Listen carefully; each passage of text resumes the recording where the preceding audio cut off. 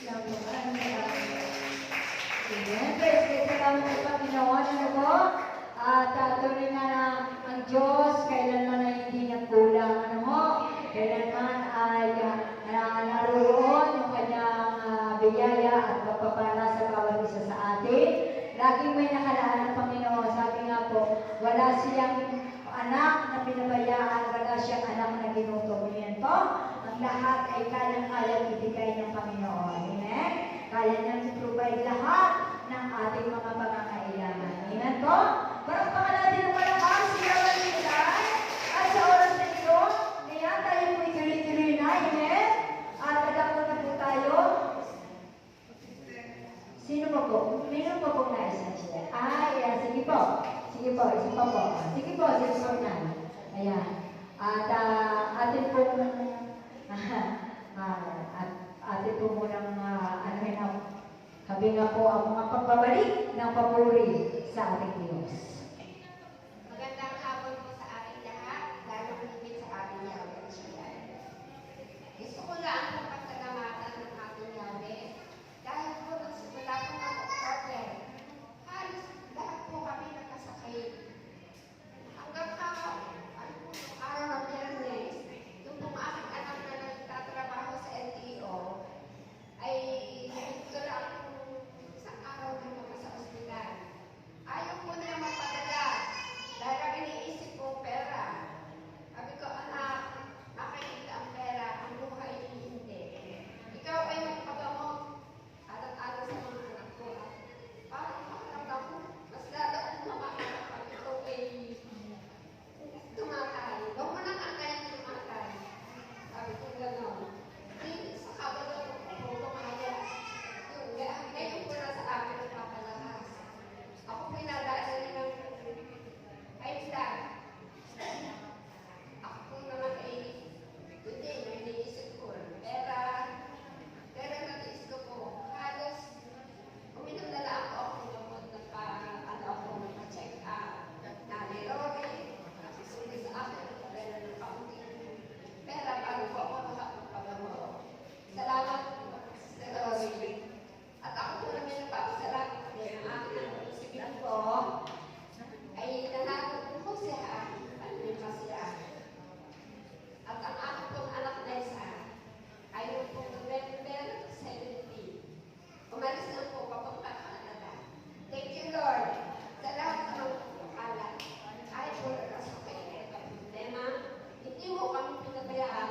Thank you, Lord. Thank you, Lord. Amen. Praise the Lord. Salamat sa Panginoon. Ayan, yan po talaga yung pagkilos ng Diyos sa bawat isa sa atin. Hindi nasasayang lahat nating ginagawa, lahat nating pagpapagal para sa Panginoon. Amen? Dahil laging nariyan yung kanyang reward sa bawat isa sa atin. Kaya tuloy-tuloy lang po tayo. Amen? Sabi nga po, bagaman po tayo lumaranas ng mga pagsubok, lagi po natin tandaan, lagi natin isa-isip, hindi tayo pababayaan ng Diyos. May Diyos tayo na dapat lapitan, may Diyos tayo na dapat kapitan, may Diyos tayo na dapat natin pagtiwalaan, dapat sabahin sa ating mga buhay. Amen po? Parang naman ang malakas sa Diyos. Hallelujah! Amen? Ayan, at sige po, sa oras na ito, tayo po ituloy-tuloy na. At tayo ay lalako na sa pakikinig ng mabuting balita ng Panginoon. Amen? At pinagpala po tayo sa hapon ito. Ang gagamitin lingkod kung magpahayag ng mabuting balita ang ating amor solo preacher po. Yan. Natuloy nga tayo po yung pinagpala ni Yahweh, Brother Rex America. Praise the Lord. Kaya kayo ang nalaman na magsitayo.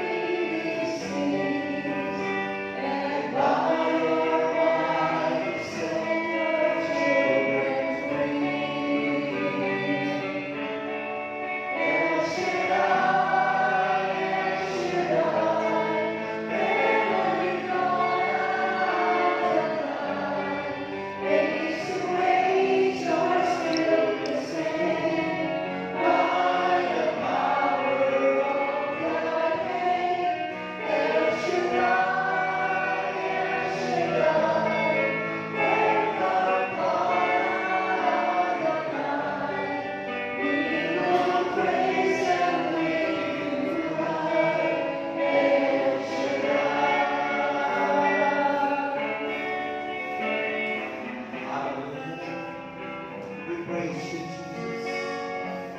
We praise you, Father in heaven. We glorify your holy name. We welcome you, Holy Spirit, in this place.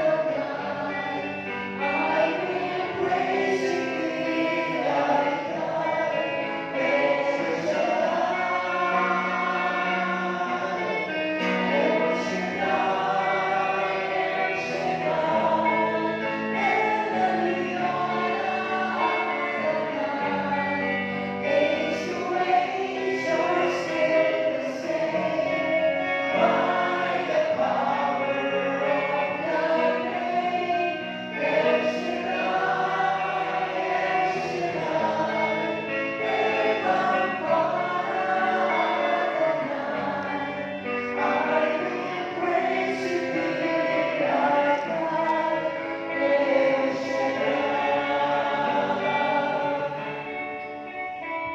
Hallelujah. We thank you, Father in heaven. We praise you, Jesus Christ. And we welcome the Holy Spirit in this place. Hallelujah. Praise you, dear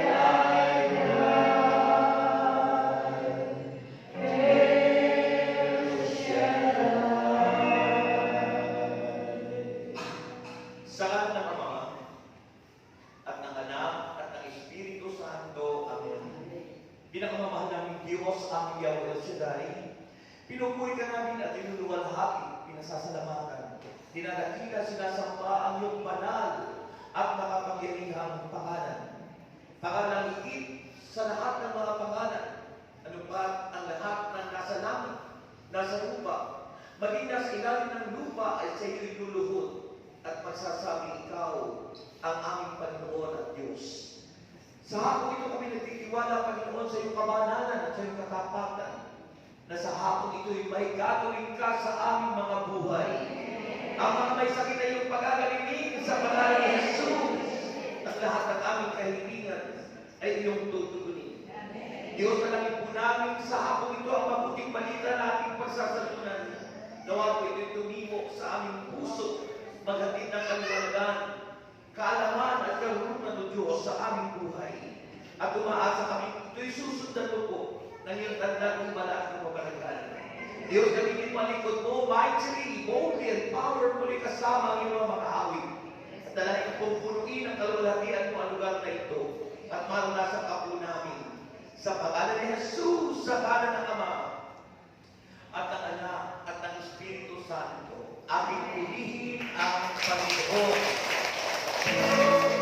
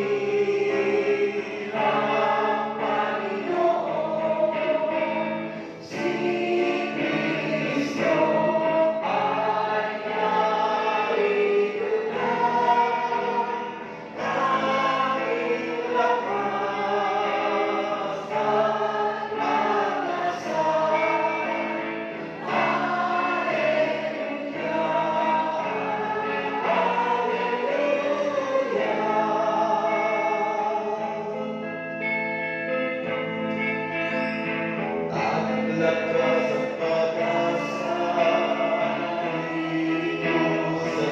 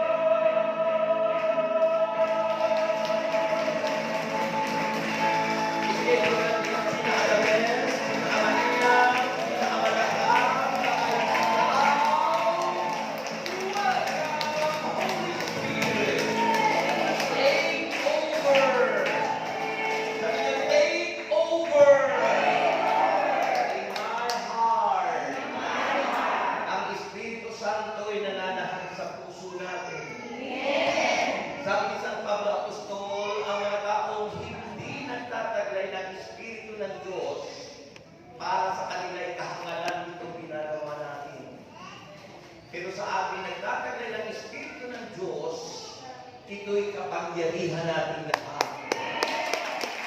Amen. Sa palakpak ng palakpak, gusto yung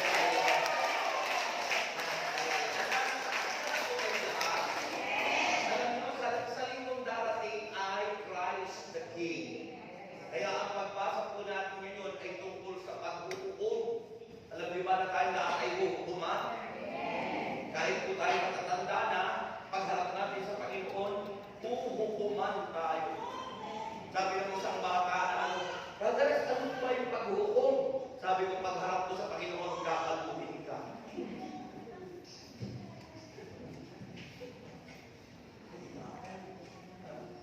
Uhukuman, hatulan. O diba? Gusto niyo po noon, hatulan? Ano gusto niyo hatol na magandang hatol o masamang hatol? Magandang hatol. Parang nagtutupid lang. Ano po ang gusto niyong hatol? Maganda o masama? Maganda. Sabi ko sa gospel ng isang mabuti, ano yun? Yung mabuti at maayos ba yun? Naalipin. Yung isang sinabi, tama at masamang alipin. Yung isa, taka, masipag, mabuting alipin. Sana tayo ay ganun, no? Huwag sana tayo sabihan ng Panginoon, tamad at masamang alipin. Bakit tamad? Kasi binaon yung sa lupa. Our gospel is Matthew chapter 25. Matthew chapter 25 verses 31 to 46. Medyo mahaba-haba. Okay, sabi ko rito, makinig po kayo mabuti. Sa maluwalhating pagdating ng anak ng tao, pagbabalik ng Panginoon, kasama ang lahat ng anghel. Matthew chapter 25 po. Mateo, Kabanata 25, talata 31 hanggang 46. 25, 31, 46, huwag niyong itataya yan. Okay. Sabi ko rito, sa maluwalhati pagdating ng anak ng tao, kasama ang lahat ng anghel, uupo siya sa kanyang trono ng kaluwalhatian. Titipunin sa harapan niya ang lahat ng mga bansa at sila'y kanyang pagbubukod-bukurin tulad ng ginawa ng pastor sa mga tupa at mga kambing. Ilalagay niya sa kanyang kanan ang mga tupa at sa kaliwa naman ang mga kambing.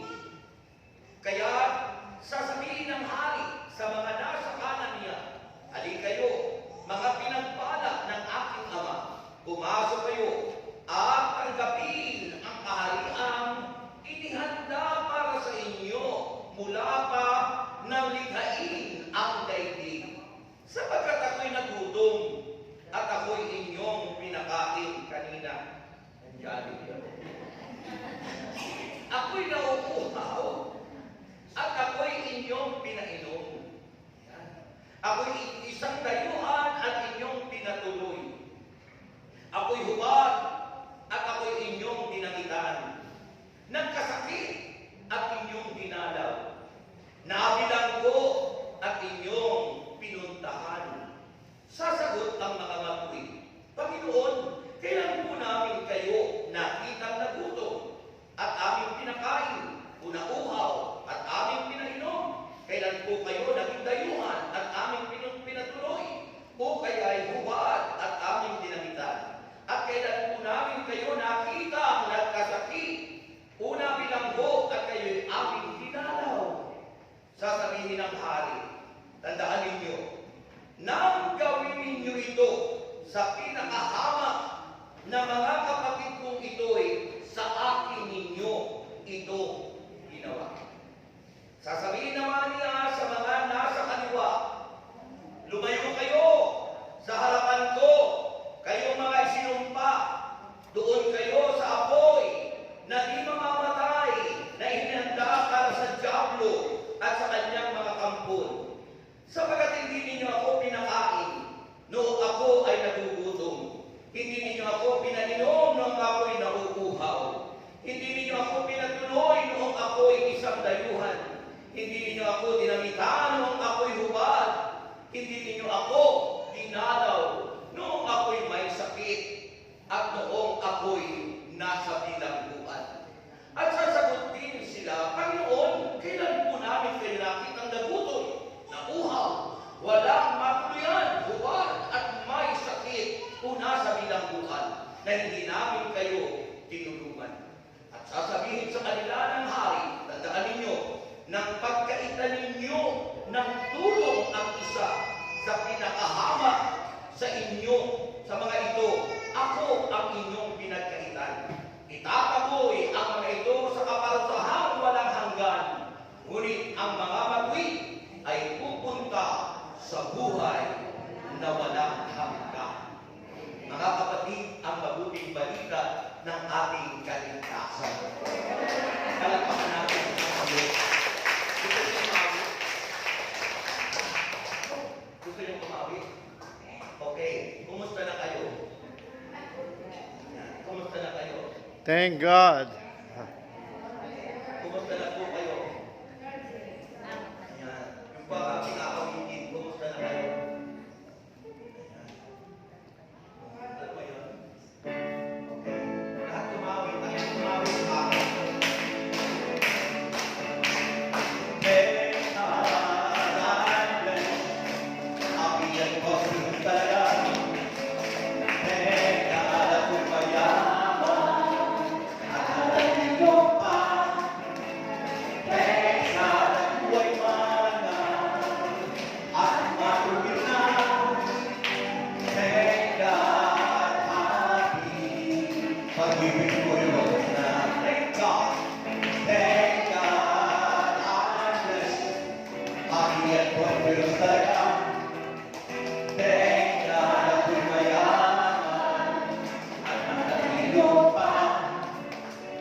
Thank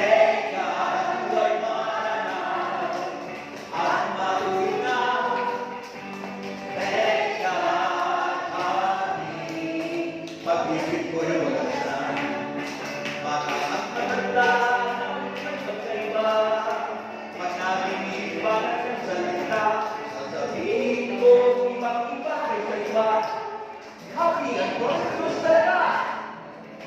Thank God I'm blessed. Happy and prosperous talaga.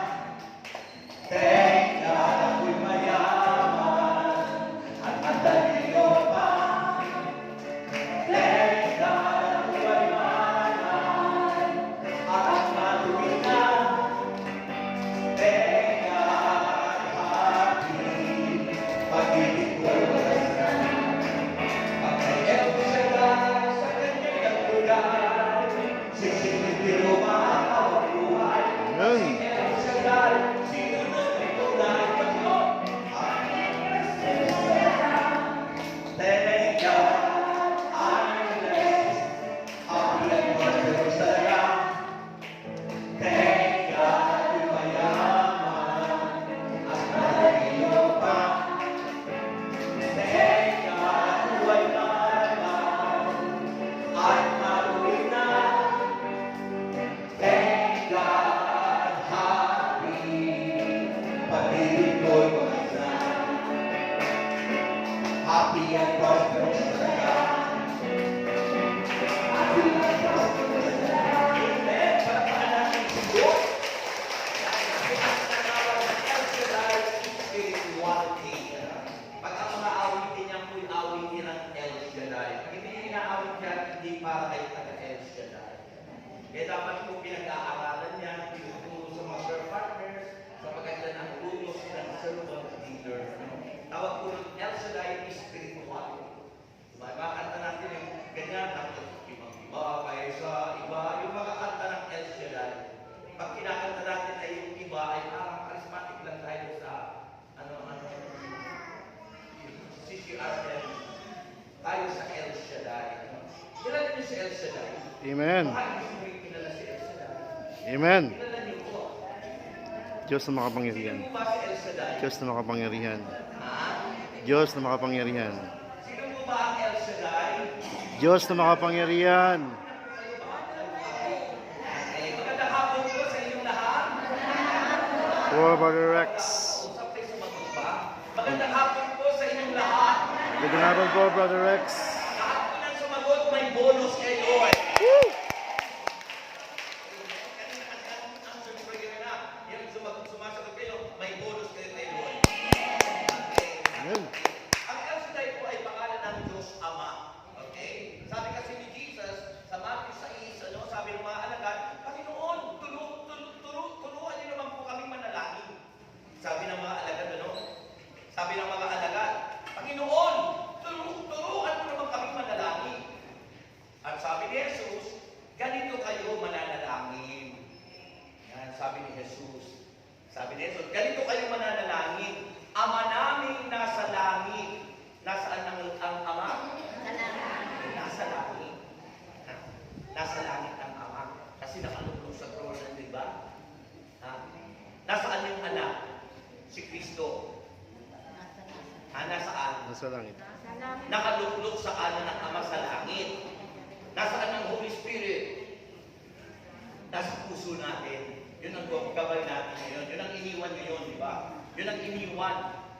Ang iniwan ng Diyos sa atin ay ang Holy Spirit na tinawag na Espiritu ni Kristo at tinawag ding Espiritu ng Diyos. The Spirit of God and the Spirit of Christ.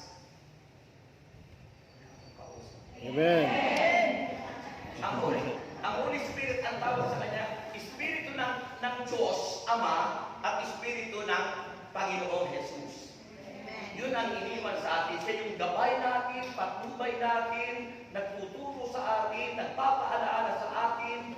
Kaya ang tawag sa kanya ay patnubay, gabay, at siya ang nagpapabanal sa atin. Ang tawag doon ay sanctifier.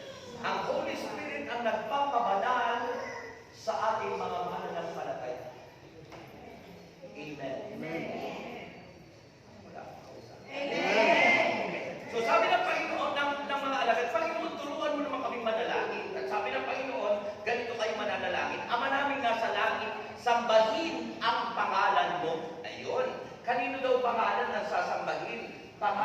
Ama. Ngayon, maraming tao nagdarasal ng Ama namin pero hindi alam ang pangalan ng Ama. Anak lang at Espiritu Santo. So ngayon pinapakilala sa atin ni El Shaddai. Siya po ay El Shaddai. Salitang Hebreo na sa English po ay God Almighty. Sa Tagalog po ay Diyos na makapangyarihan sa lahat. Ang El, ang ibig sabihin, El means God. Ibig sabihin ng El. Ang ibig sabihin nun sa Tagalog, God, Diyos sa Tagalog. Shaddai means Almighty or makapangyarihan sa lahat. So, yan ang pangalan ng Ama. Amen. Amen. The name of the Father. Ay, yung Yahweh, yung po yung mga titulo lang. Title. Kaya nilihim yan sa mga marunong, sabi ng Panginoon. Inilihim sa marunong at inire-reveal o pinapahayag sa mga ang kalooban ay tulad ng sabata. Katulad ninyo. Tulad kayo ng kalooban ng sabata. Anong ibig sabihin ng sabata? Ibig sabihin, mga taong mapagkumbaba. Mga taong marunong magpatawad. Mga taong marunong pumalakpak sa Diyos.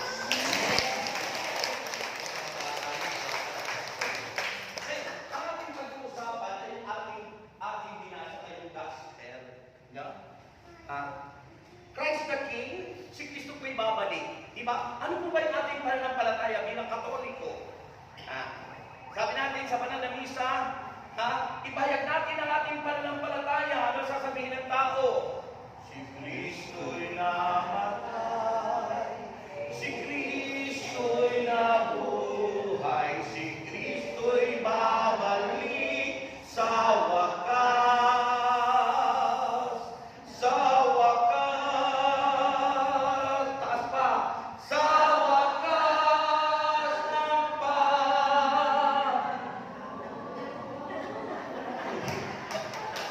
ayun ang pananampalataya natin. Christ has died, Christ has risen, and Christ will come again. That's why we are waiting for Him. Naghihintay po tayo sa pagbabalik ni Kristo.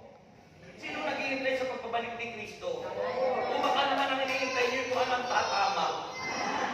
O kasi waiting ang tawag doon waiting. O di sabihin naghihintay ka rin, you are waiting for something, But all of us, tayo mananampalataya, we are waiting for the Lord. For the Lord is coming.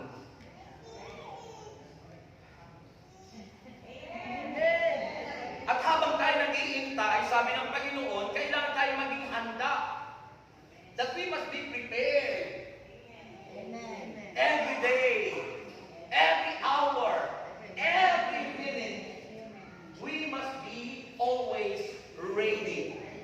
Lagi dapat tayong handa sa pagbabalik ni Jesus.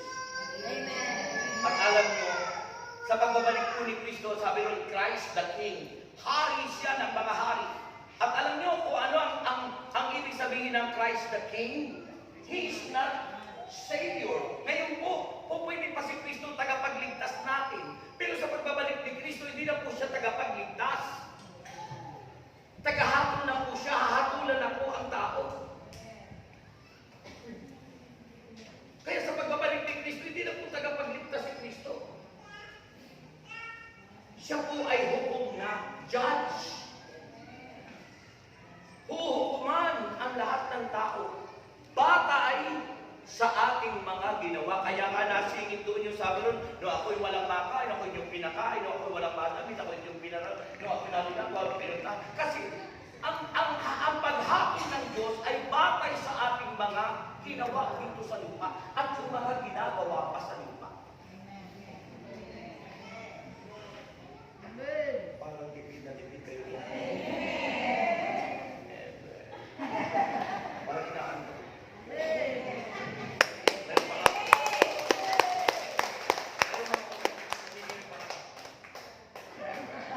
Naghihikap? Kung yung amen? Dapat hindi, dapat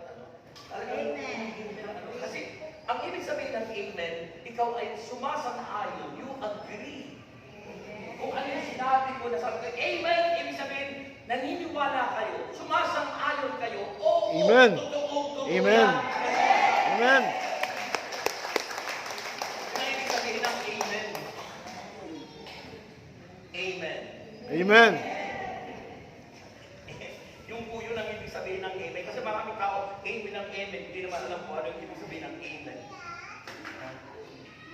Kailangan po alam natin yung ating ginagawa. So, mahalaga po yung hustisya ng Diyos. Ang ibig sabihin po ng hustisya ng Diyos, ibig sabihin sa English po ay justice of God.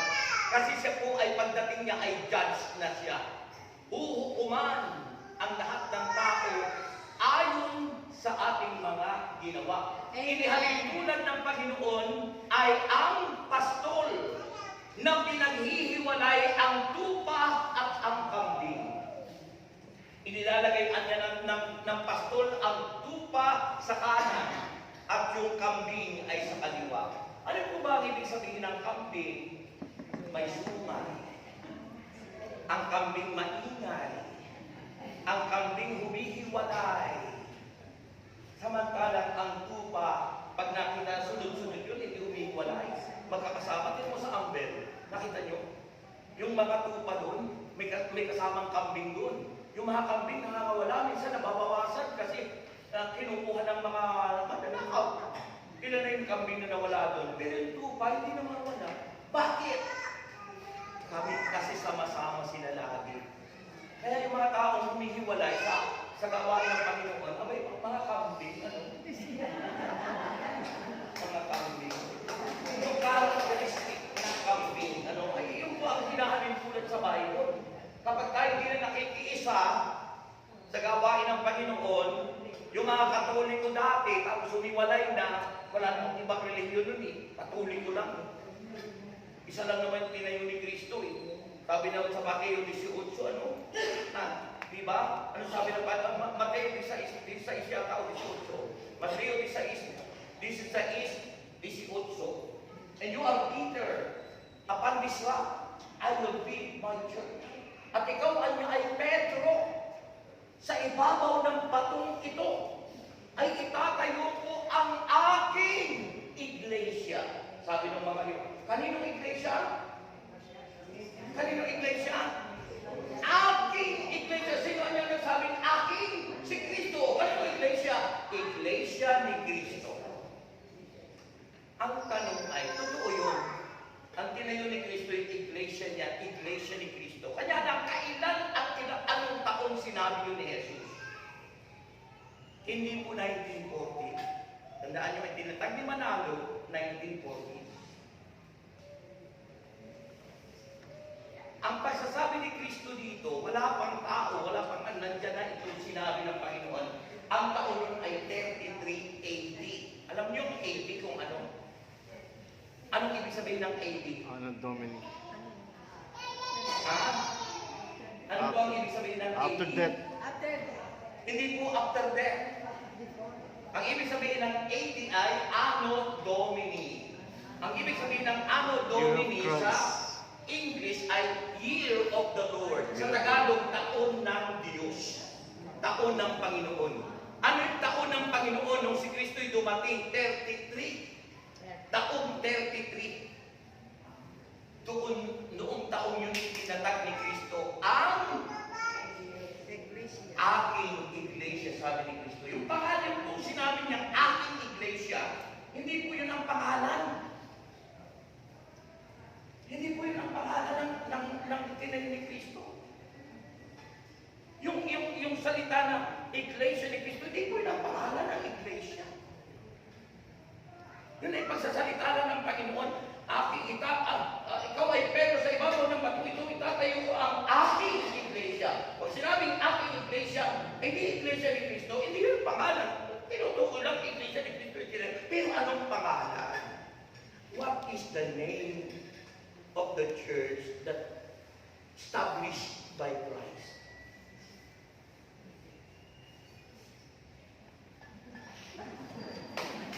Catholic Church. Catholic Church. Christian. Catholic Church. Christian Church. Catholic. Catholic Church. Hindi pa ako nakakalaman.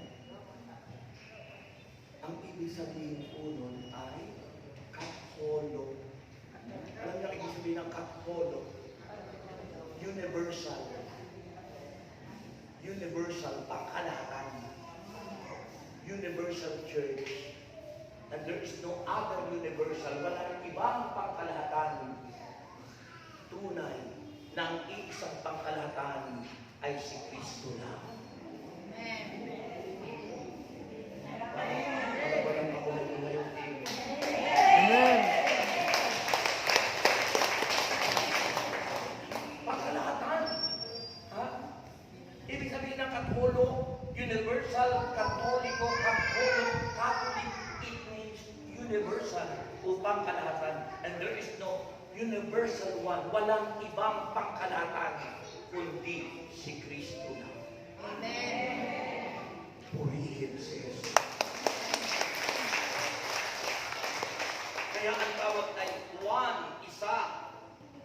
One, holy, banal. One, holy, Catholic, pangkalahatan, apostolic. Ha? Mula sa mga apostol, church, simbahan, one holy, Catholic, apostolic church. Yan ang ating inaanyayahan. Ay bakit, Brother Rex, naging Roman Catholic?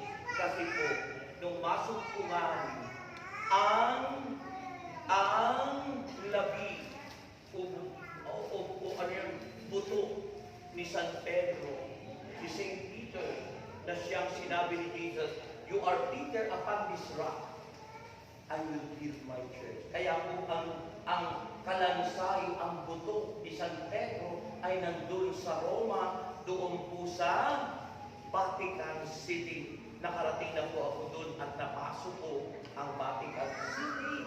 Nandun ang libing ni San Pedro, ni St. Peter. Kaya tawag doon, St. Peter Basilica. Kaya ang sentro, because yun ang sinabi ng Pito, "You are Peter, upon this rock I will build my church." Kasi nung unang napadpad sa St. Pedro, nung siya'y magmisyon, at doon siya inabot ng kamatayan. Amen. Sa Amen. Roma. At yung Roma, sa loob ng Roma, isang bansang Romano, sa loob noon ang doon ang Vatican City. Kaya pag dumarating si Pope dito sa Pilipinas, bakit sinasalubong ng presidente? Sapagkat si Pope ay hindi lamang papat leader ng simbahan, kundi siya'y leader ng isang maliit na bansa na tinatawag na Vatican.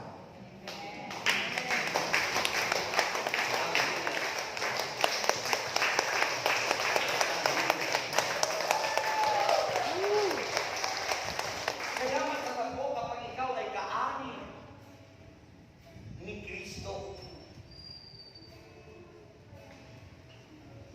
Kaya pag ako'y tinanong, ano ba ang relihiyon ni Kristo? Katoliko.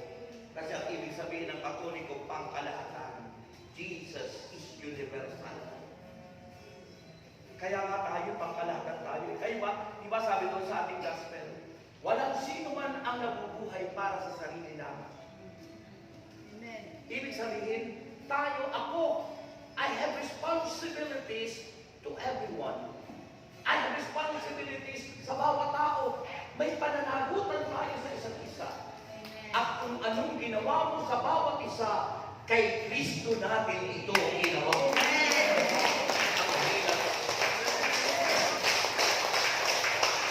Isipin mo, kung kay Kristo ka na natin ginagawa mga bagay na yan, dapat hindi kayo tatamalin gumawa ng mabuti sa inyong kapwa.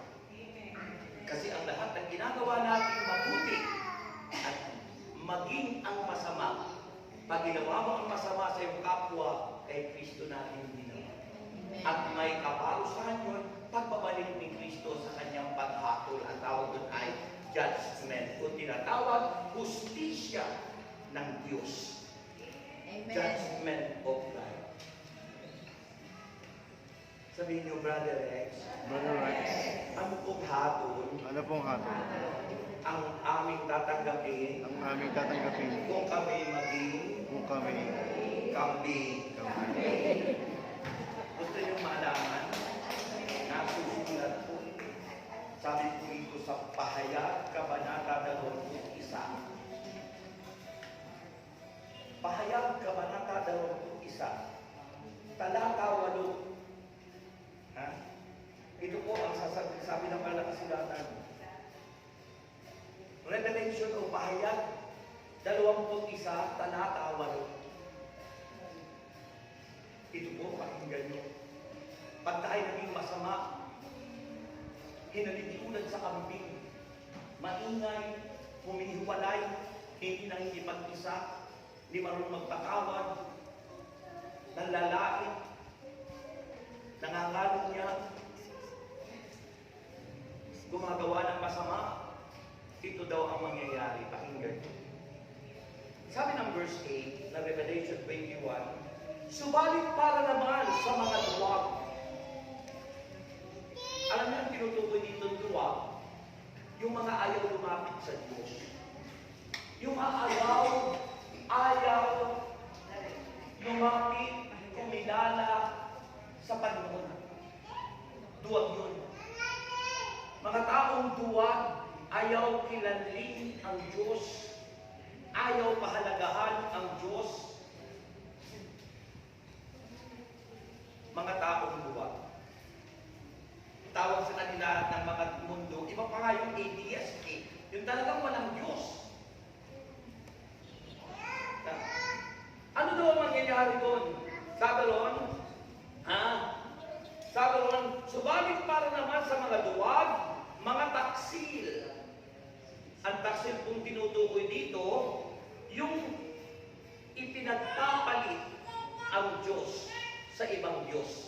Diba? Pag ang asawa mo, pinagpalit mo sa iba, taksil ka.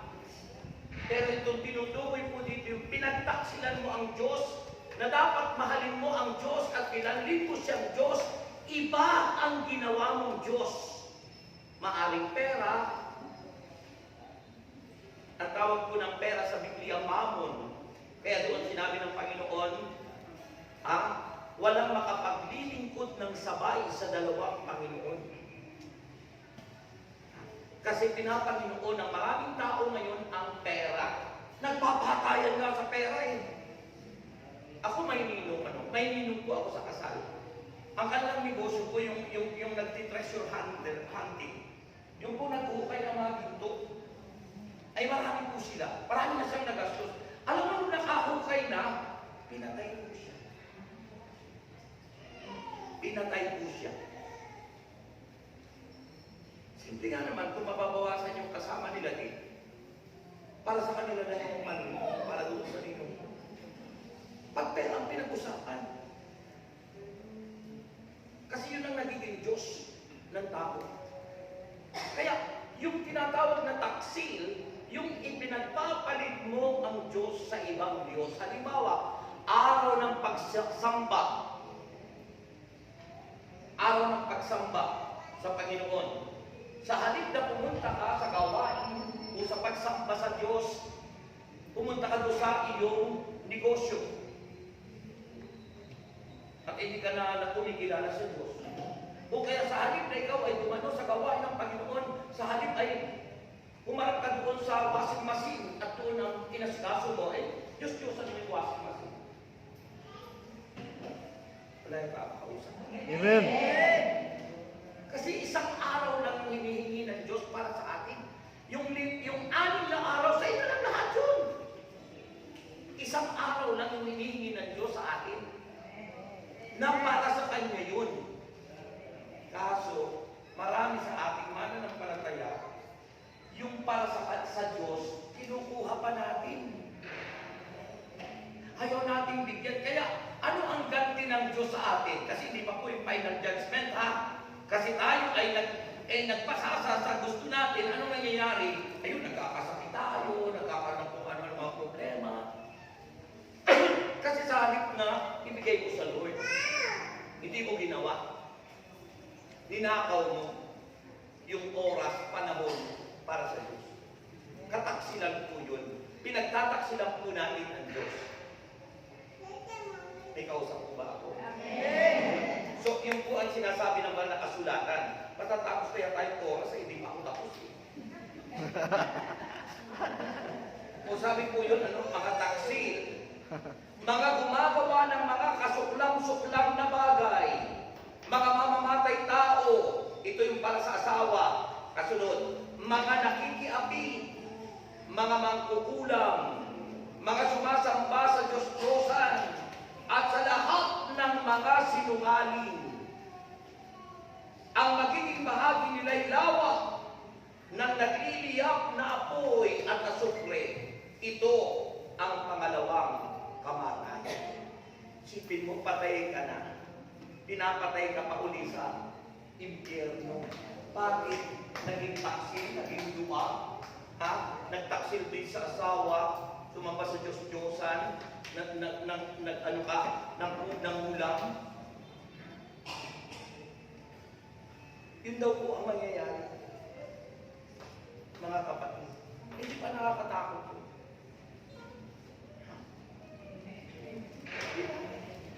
Alam mo, pagbabalik ni Kristo, mga kapatid, ano ang sabi ng banal na kasulatan? Kung tayo nag-iintay sa Kanya. Sabi ng Panginoon doon sa 1 Thessalonians chapter 4, unang Thessalonica, kabanata 4. Makinig po kayo. Ito ang sabi ng Biblia. Ano ang mangyayari sa pagbabalik ni Jesus? Ang sabi rito ng banal na kasulatan. Sa verse 40,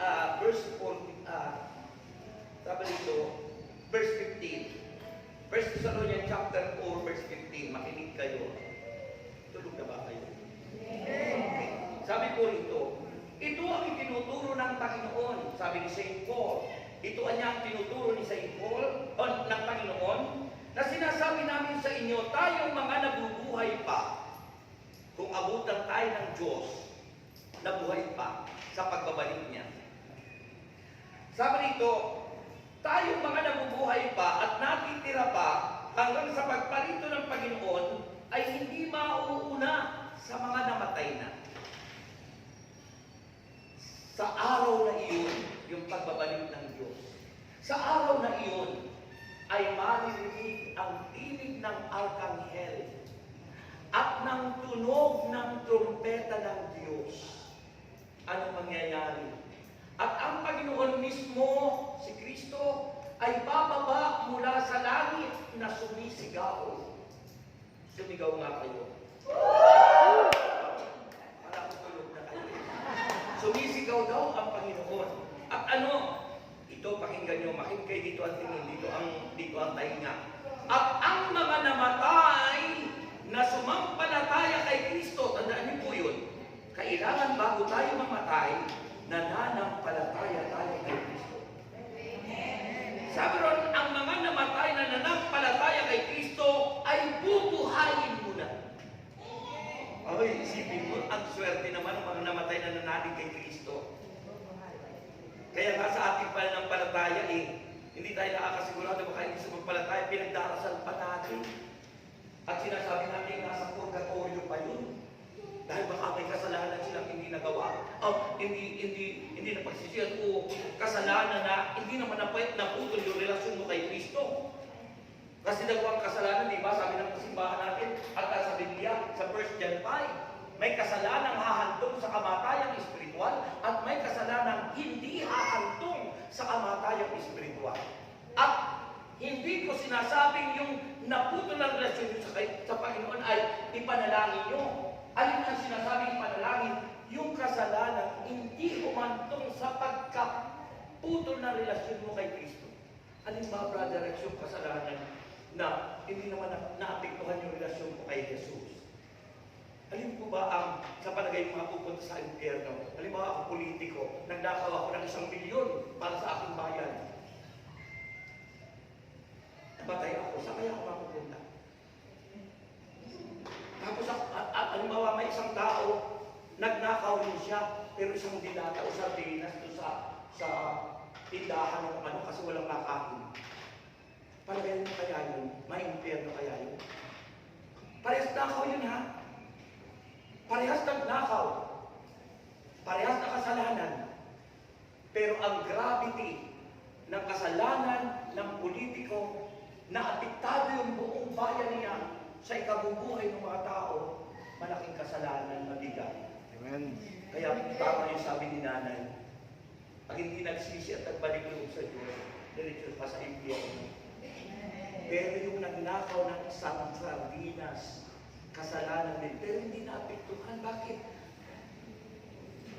Isang sardinas at ang purpose niya, walang makain.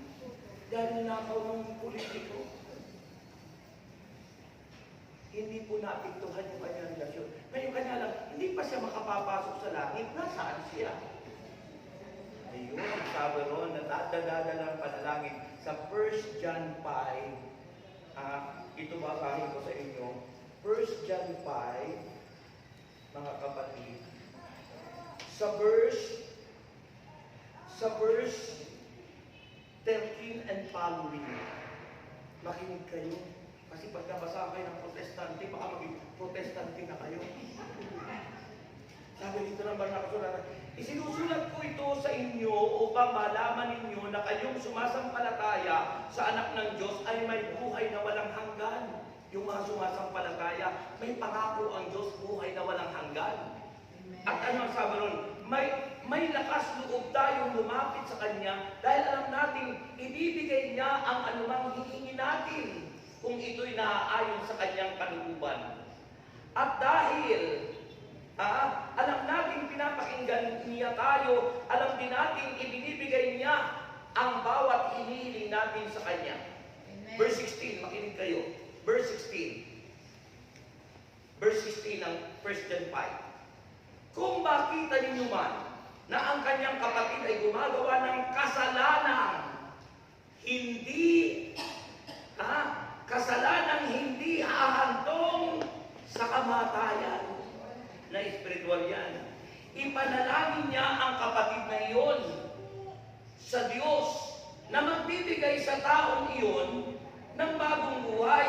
Ito'y para sa mga kapatid na ang kasalanan ay hindi umantong sa kamatayan. Tinutukoy kong kamatayan din ay yung pagkaputol na relasyon sa Diyos. Kamatayan spiritual. Pagkatapos sabi rito, pakinggan nyo. Nakikinig pa ba kayo? Amen. Sabi rito, ito'y para sa mga kapatid na ang kasalanan ay hindi umahantong sa kamatayan spiritual. May kasalanang hahantong sa kamatayan. May kasalanang hahantong yun. Ang tawag sa simbahan yan ay mortal sin.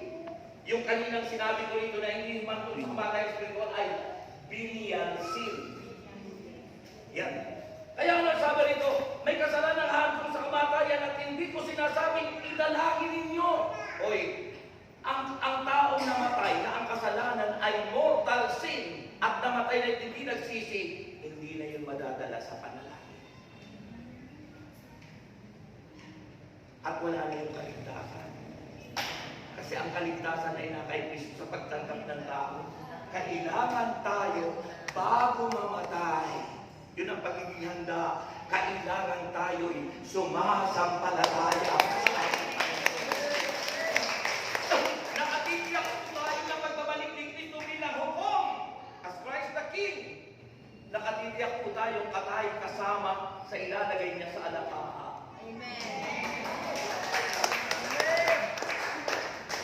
Amen. Amen.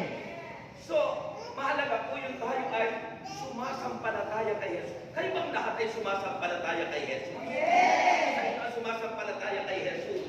Ano ang sinasampalatayanan niyo kay Jesus? Ano ang sinasampalatayanan niyo kay Jesus? Na si Kristo ay Panginoon. Na si Kristo ay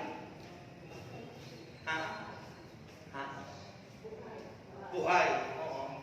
Sabi naman sa 1 John 5, sa John chapter 1 verse 4, sila lamang nanalig, sumampalataya kay Kristo at tumanggap sa Kanya. Tinanggap mo siya sa buhay mo. Sila lamang niya ang binigyang karapatang maging mga anak ng Diyos. Ang tunay na mga anak ng Diyos ay sumampalataya, nanalig at tumanggap kay Kristo bilang Panginoon, tagapagligtas at Diyos ng iyong buhay. Eh paano kung si Kristo nga, sabi mo, Panginoon mo, pero ang paniwala mo naman, tao si Kristo. Sa dasal mo lang sinasabi, ito po yung aming sawat na langit sa pangalan ng aming Panginoong Jesucristo, pero ang turo nila, si Kristo yung tao. Dahil pa yung kanilang founder. Yung founder nila yung anghel, si Kristo tao lang. Diba? Diba? Amen. Sa kanila yung founder nila, anghel. Tapos ang turo nila sa kanila, si Kristo tao lang.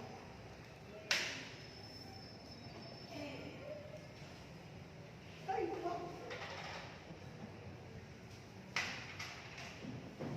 Okay, tayo na nga. Ayaw yung magsabi.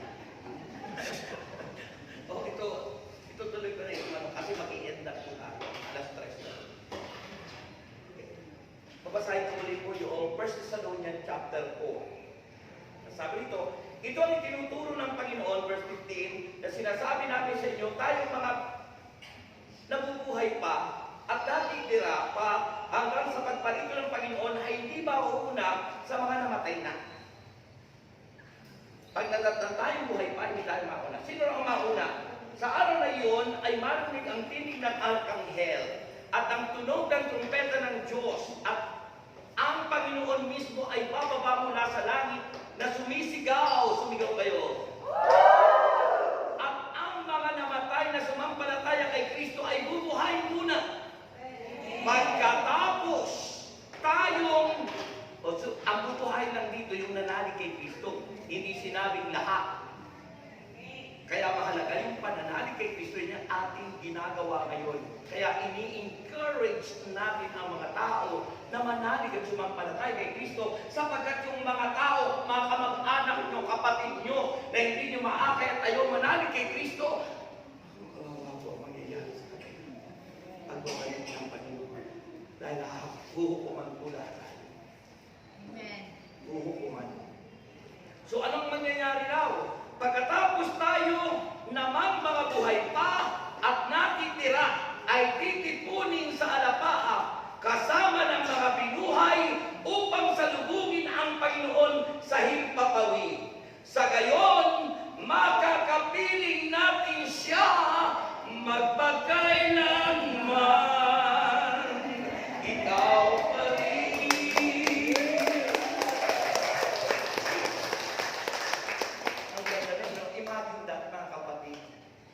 At sila lamang nanalig sumampalataya kay Kristo na nadatnan ang makakakita kay Jesus. Amen. Sige mo, ikaw lang sa pamilya mo ang nanampalataya. Ikaw lang makakakita kay Kristo. Biglang mawawala ka. Tapos yung mga kapag-ano, nasaan na si nanay? Sa nanay nawawala. Maraming maghahanap. Ang tawag po sa born again yan ay rapture. Sa ating Katoliko, parousia. Sabihin nyo nga.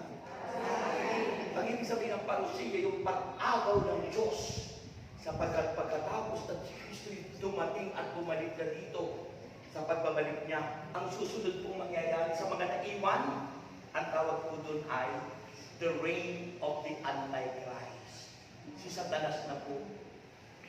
Yan po ay tinatawag na millennial. Maghahari po si Satanas sa loob ng at tayo namang kasama ng Panginoon doon sa atin. Yun yung gospel ng mga nakaraan. Ano mangyayari? Di ba naalala nyo ng nakaraang linggo? 10 dalaga. Yung 10 o yung 5 hangal. Yung 5 Matalino. matalino. Yung mga matalino na kapasok sa kasalan. Yun ang nire-represent sa ating mga palataya na ikakasal tayo kay Jesus. Dahil ang magiging asawa ng Panginoon ay ang simbahan. Sino ang simbahan? Tayong sumasampalataya.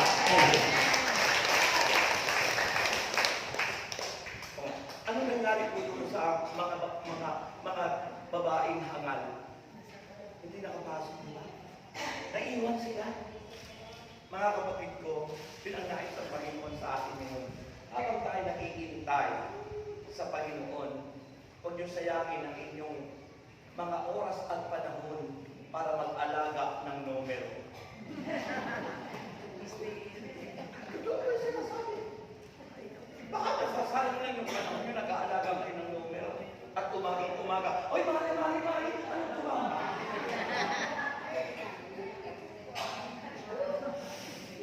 Asahan niyo ang Diyos. Huwag kayong umasa sa mga alok ng mundo. Huwag niyong isangla ang inyong kaluluwa sa alok ng sanlibutan. Maging dependent tayo kay Lord.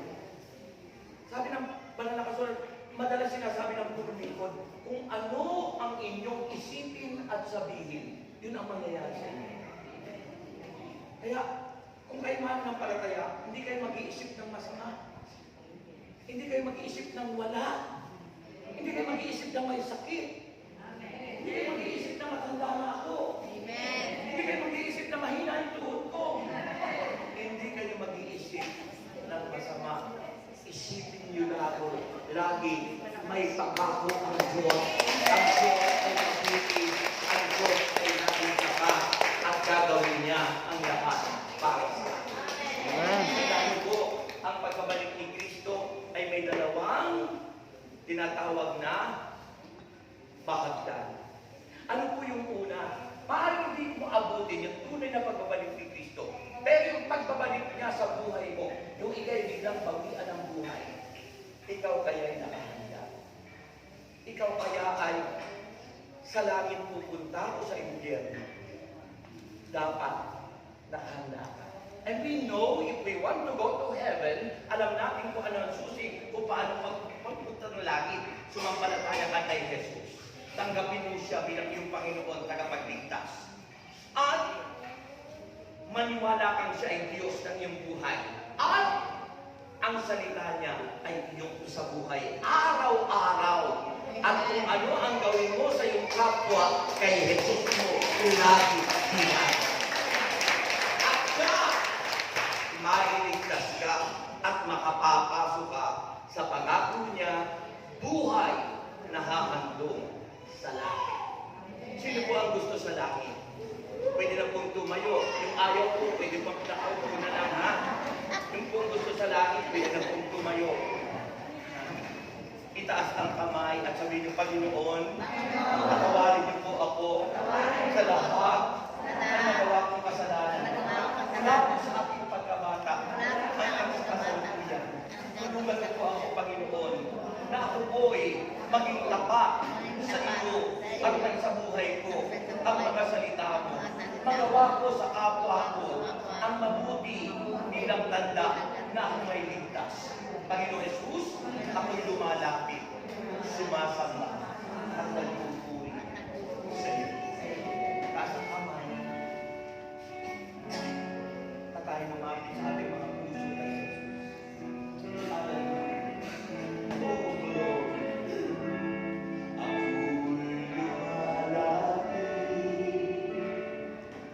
Sumasamba, nagpupuri sa iyo.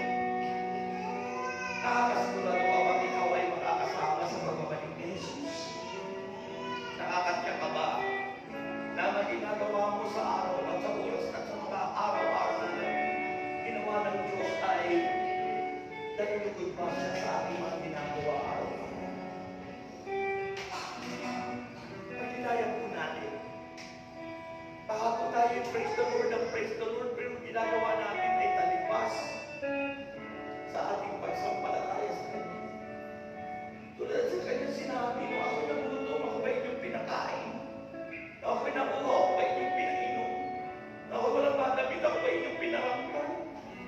Kung ako walang matuluyan, ako ba inyong pinatuloy? Sabi ng Panginoon ko, anong ginagawa natin sa Kanya? Sa ating pinakaabang kapatid. Sa Kanya natin ginagawa. You open your heart. You open your heart to Jesus.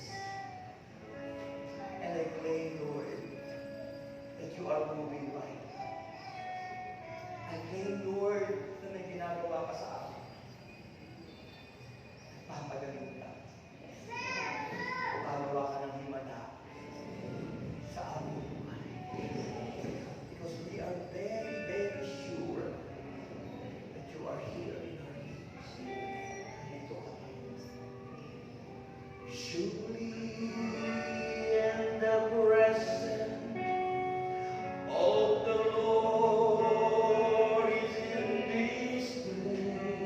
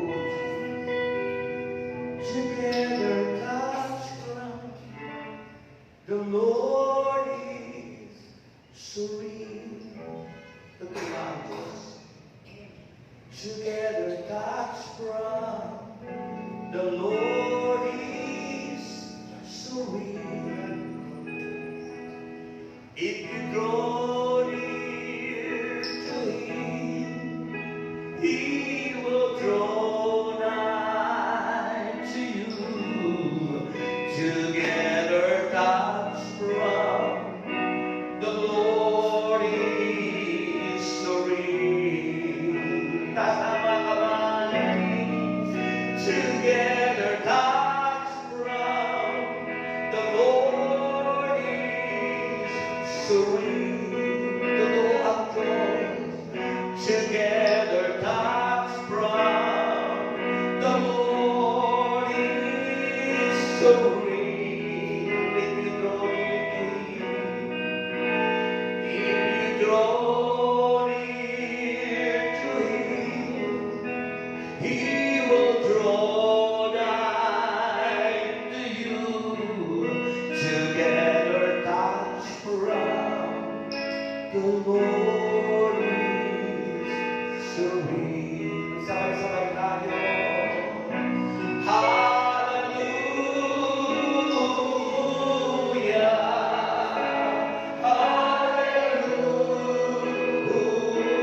Hallelujah. Jesus is coming.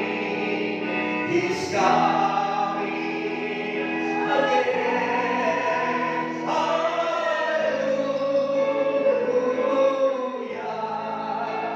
Hallelujah.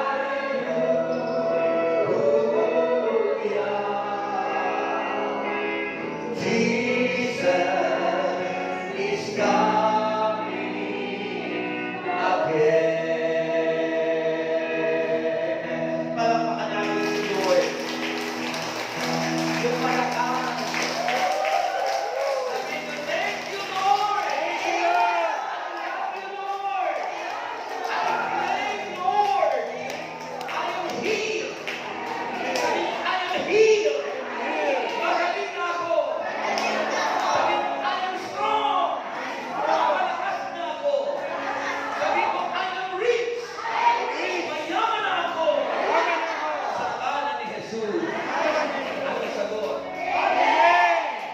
Kung ang mga prayer request, saka yung inyong mga daladalahan, itataas po natin. Alam nyo, yung kanta po yun, magkakasama po yun yung surely the presence and the kind together touch from, tapos po yung hallelujah. Isa lang po yun kasama lahat yun. Ano? Yan po ay 1986 kinakanta namin sa ministeryo ito. Di ba? Natatandaan nyo? May mga nakatili dito. 1986. May taas ng lahat yan. Maniwala kayo, pag uwi nyo sa bahay, may himala darating. Maniwala kayo. Tandaan nyo po yun. Umasa kayo sa Diyos, huwag sa numero, at asahan nyo siya, may himala lagi sa buhay. Ako, pinasahan ko na lagi mula ang Panginoon. Tinan mo, good health po ako. Ako 68 na, pero good health. Binigyan po kami ng mansion, cash po yun, walang utang. Binigyan po kami ng bahay sa multinational. Binigyan po ako ng magandang asawa. Binigyan po ako ng mga guwapo, magandang anak. Binigyan kami ng negosyo. At marami pang iba. Dahil sa Diyos ako umasa. Mula nang ako ma-scam, hindi na ako umasa sa alok ng mundo. Na-scam ako. Yung ating client, 11 million, plus my personal money is 4 million. Pero nawala lahat. Pero nang iasa ko sa Lord, ibinalik lahat ng sa ibang paraan. Kaya, sa Diyos na yung umasa ako sa numero. At isipin nyo kayo walang sakit. Amen. Isipin mo mayaman ka na. Huwag kayo mag-isip na kayo nandihita. Isipin nyo wala kayong sakit. Good health. Amen. Ama namin Diyos, kami nagpapasalamat sa hapon ito. Paspasan niyo po ang mga bagay na ito. Pahin niyo asin langis, Biblia wallet, bag, passport, papeles, at lahat pa ng aming daladalahan. Nawa po ito'y paspasan mo. Kasama ang mga larawan ng mga mahal sa buhay. Ang mga bagay na aming pinata sa iyo. Paspasan mo po ito at dumali ang iyong himala. At inahatin na po namin pa ito na kami lahat ay answered prayer na. And Lord, ang aming mga alam at itong ibabalik mo siksiklik nito mahabang ayon sa iyong pangako, Panginoon. Amen. Sa pangalan ni Jesus, anong sagot? With a grateful heart of Jesus, habang